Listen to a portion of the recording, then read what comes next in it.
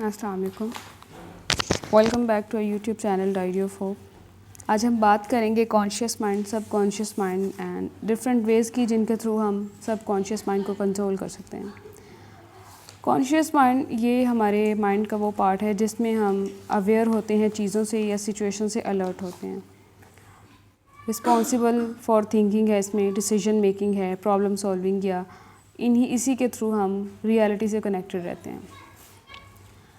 Subconscious mind में हमारे emotions आते हैं, फेयर, जॉय, एंगर, उसके बाद हैबिट्स आती हैं, स्मोकिंग की, एक्सरसाइज या कोई भी एडिक्शन जैसे होती है या आदत होती है किसी भी चीज़ की।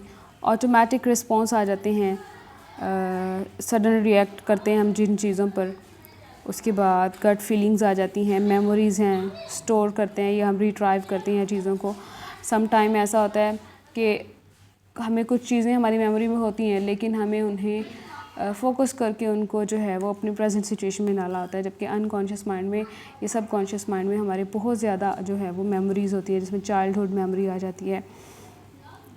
और उसके अलावा मेमोरी मोटिवेशंस हैं, डिज़ायर हैं आपकी, उसमें ड्राइव्स हैं। और ये ड्राइव्स डिफरेंट होती हैं, जिसमें कुछ लोगों को जो है वो ज़िंदगी लाइफ जीने की वो देती है, मोटिवेट करती हैं कि उन्हें रहना चाहिए। हाँ, ये ड्राइव्स जो होती हैं ये हमारी जो बेसिक नीड्स होती हैं उनकी तरफ हमें अर्ज करती हैं, हमें मोटिवेट करती हैं अपनी बेसिक नीड्स के लिए। पर्सनैलिटी ट्रेट्स आ जाती हैं, उसके बाद एक्सट्रोवर्जन, इंट्रोवर्जन, ऑप्टिमिज्म।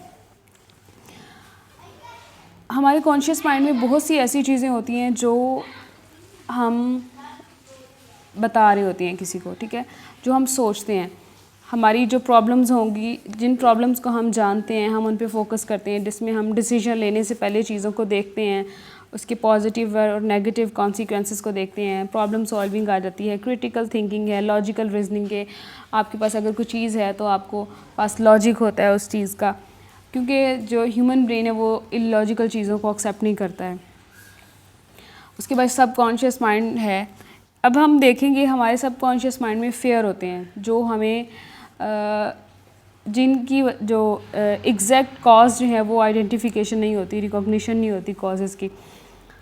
उसके अलावा सम टाइम ऐसा होता है कि इंसान को पता ही नहीं होता उसके माइंड में क्या चीज़ें चल रही हैं, और वही चीज़ें फिर उनके जो ड्रीम होते हैं उसकी सूरत में जो है वो सामने आती हैं। और इसमें आप अपने सबकॉन्शियस माइंड को कंट्रोल करने के लिए डिफरेंट चीज़ें हैं, जिनमें पॉजिटिव थिंकिंग है, या आप अपनी पॉजिटिव थॉट्स पर फोकस करें। पॉजिटिव सबसे मुश्किल काम जो है वो टफ़ टाइम में या अपनी लाइफ के वर्स्ट हिस्से में पॉजिटिव थिंकिंग करना है। तो आप अपनी लाइफ के बुरे से बुरे टाइम में पॉजिटिव थिंकिंग कैसे कर सकते हैं? आप अपनी थॉट्स को चैलेंज कर सकते हैं। शायद मैंने ये बात पहले भी की है कि जब हमें कोई बुरा भला कहता है या कुछ ऐसी बातें जो हमारी तबीयत के ख़िलाफ़ होती हैं या जो हमारा रेड जोन होता है, आई थिंक हर इंसान का एक रेड जोन होता है, उसकी एक लाइन होती है, उस लाइन को कोई भी क्रॉस करे तो वो शाउट करता है, वो बोलता है। तो इसमें ये है कि जब आपका वो रेड लाइन क्रॉस होती है तो आप उसे शटअप कॉल देते हैं, उस इंसान को या उस चीज़ को, या व्हाटएवर, जो भी पर्सन सामने होता है, जो भी सिचुएशन होती है। तो बिल्कुल इसी तरह हम जब किसी इंसान को शटअप कॉल देते हैं, जब वो हमें टीज़ करता है या कोई भी ऐसी बात जो हमारी मेंटल हेल्थ को डिस्टर्ब करती है, मैं तो देती हूँ, कोई भी ऐसा इंसान है जिसकी वजह से मेरी मेंटल हेल्थ डिस्टर्ब हो रही है तो मैं उसे शटअप कॉल देती हूँ। इवन सम टाइम कुछ लोगों के स्टेटस पॉलिटिक्स से रिलेटेड होते हैं और उन्हीं पर क्रिटिसिज्म्स होते हैं, जो पॉलिटिशियन हैं उन पर क्रिटिसिज्म के थ्रू होते हैं। लेकिन मुझे पर्सनली, मुझे किसी भी इंसान पर क्रिटिसिज्म मुझे पसंद नहीं है, और मुझे ये चीज़ इरिटेट करती है कि आप स्टेटस लगा के किसी को भी क्रिटिसाइज़ कर रहे हैं। जिस बंदे से मसला है उसे जाके बताएं। अगर आप अपने मुल्क को सुधारना चाहते हैं और आपको सियासतदानों से मसला है तो जाएं ना, फील्ड में जाएं, सामने जाएं, आप अपनी प्रॉपर्टी को नीलाम करें और करें अपने मुल्क के लिए कुछ। अगर आप स्टेटस लगाकर दूसरों को बुरा भला कहकर अपने मुल्क को बुरा कह रहे हैं तो ये कोई बड़ा तीर तो नहीं मार रहे हैं आप, सेल्फ सेटिस्फेक्शन है, उसके अलावा ये कुछ भी नहीं है। तो टॉपिक पे वापस आते हैं। तो आप अपनी उन्हीं थॉट्स को बिल्कुल इसी तरह जैसे हम दूसरों को शटअप कॉल देते हैं, आप अपनी नेगेटिव थॉट्स को शटअप कॉल दें आप ख़ुद को कहें कि नहीं ऐसा नहीं है, और उसी सिचुएशन के थ्रू आप पॉजिटिव थिंकिंग करें। अब सवाल ये है कि पॉजिटिव थिंकिंग में आप स्टेटमेंट किस तरह की यूज़ कर सकते हैं। पॉजिटिव थिंकिंग में आप डिफरेंट टाइप के स्टेटमेंट यूज़ कर सकते हैं, जिसमें आप कह सकते हैं कि I can control my subconscious mind, मैं अच्छा सोच रहा हूँ, सब कुछ अच्छा होगा, सब ठीक हो जाएगा, कुछ भी नहीं हुआ है। आप ख़ुद के साथ बात कर सकते हैं बिल्कुल उसी तरह जब आपके सामने आपका कोई दोस्त, कोई वेल विशर आपका परेशान हो और आप उसे दिलासा देने के लिए जितने पॉजिटिव वर्ड्स जो हैं वो आप यूज़ करते हैं, वही पॉजिटिव वर्ड्स आप अपने लिए यूज़ कर सकते हैं, जिससे आपकी पॉजिटिव थिंकिंग होगी। उसके बाद है मेडिटेशन, जिसमें आप काम रहने के लिए जो है वो एक्सरसाइज कर सकते हैं, अपने माइंड पर फोकस कर सकते हैं, आप डीप ब्रीथिंग कर सकते हैं। विजुअलाइजेशन में आप इमेजिन कर सकते हैं कि आप अपने गोल्स को अचीव कर रहे हैं, आप जो है वो चीज़ों को हासिल कर रहे हैं, आपने जो चीज़ें सोची हैं वो ऐसा हो रहा है या आप सोच रहे हैं, आप विजुअलाइज कर सकते हैं अपनी सक्सेस को। मैंने एक बुक पढ़ी थी जिस पावर ऑफ सबकॉन्शियस माइंड, उसमें उन्होंने बताया था कि आप जिन चीज़ों को जीना चाहते हैं या जिन चीज़ों को हासिल करना चाहते हैं, आप अपने माइंड को वो मैसेज दें कि आप उन चीज़ों को हासिल कर रहे हैं या कर लिया है। किया या नहीं है वो बात की बात है, अगर इवन आपने नहीं भी किया तब भी आप अपने माइंड को ये मैसेज दें कि वो चीज़ आपकी है। तो जो दूसरी चीज़ होती है जिसके बारे में आप सोच रहे होते हैं, उस चीज़ में वाइब्रेशन शुरू हो जाती है, and after some time nature का ये रूल है कि वो चीज़ आपको मिल जाती है। तो आप इस तरह भी जो है वो अपने गोल्स को विजुअलाइज कर सकते हैं।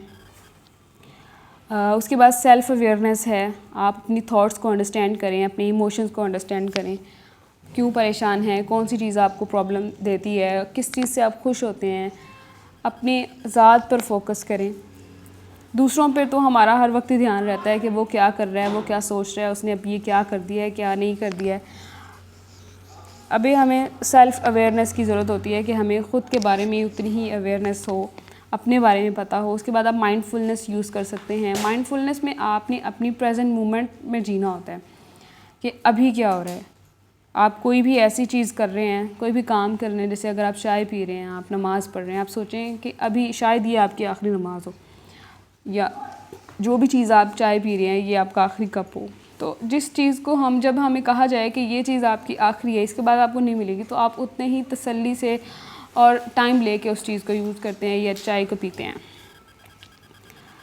उसके बाद के कॉन्शियस माइंड में और सब कॉन्शियस माइंड में हमें हमारे कॉन्शियस माइंड का पता होता है कि हम क्या फ़ील कर रहे हैं, क्या नहीं कर रहे हैं। और जब हम अपने सब कॉन्शियस माइंड को कंट्रोल करते हैं तो उसमें आपका जो सेल्फ़ कॉन्फिडेंस है वो बिल्ड होता है, आपका जो पॉजिटिविटी के साथ जो आपका कनेक्शन है वो आपका स्ट्रॉन्ग होता है, आप रिलैक्स रहते हैं। अब डिफरेंट टेक्निक्स हैं जिनको आप यूज़ करके अपने माइंड को, अपने सबकॉन्शियस माइंड को कंट्रोल कर सकते हैं।